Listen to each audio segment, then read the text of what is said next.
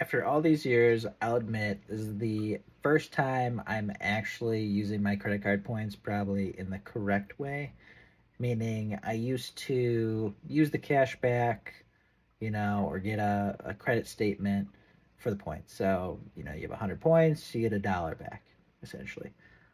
So, if you guys didn't know, recently got married, got back from my honeymoon a couple weeks ago, went to Italy, Cinque Terre, beautiful. Highly recommend.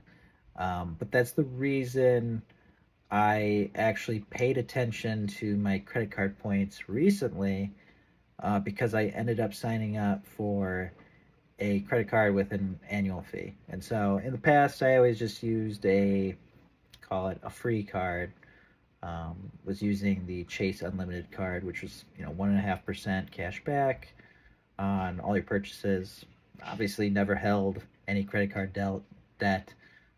Paid it off instantly, right, using like a debit card. But I got a Chase Sapphire Preferred because there was some insane bonus. It was like 100,000 points. Also, because it was we were going overseas, no foreign transaction fees, stuff like that. And so I, for the first time, really learned about credit card points, and I thought it'd be interesting to tell you guys, you know, the opportunities or kind of what I've learned you can do with credit card points.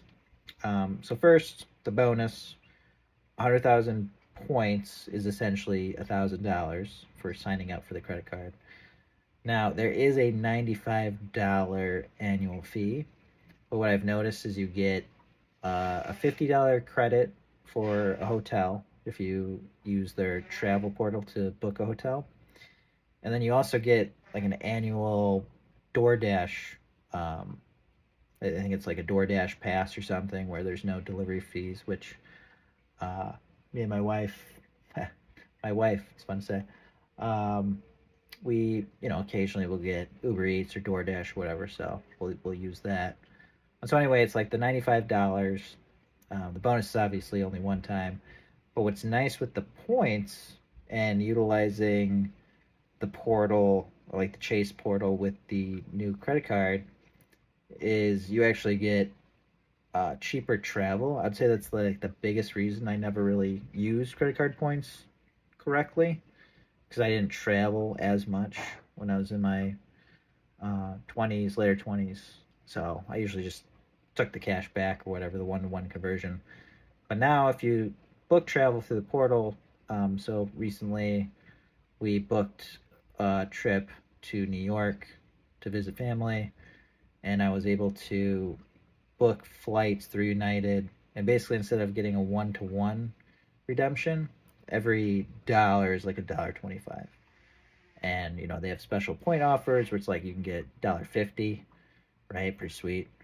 Um, but yeah, I just thought it was exciting. I know it's been a while since I've made a video, but I wanted to just talk about.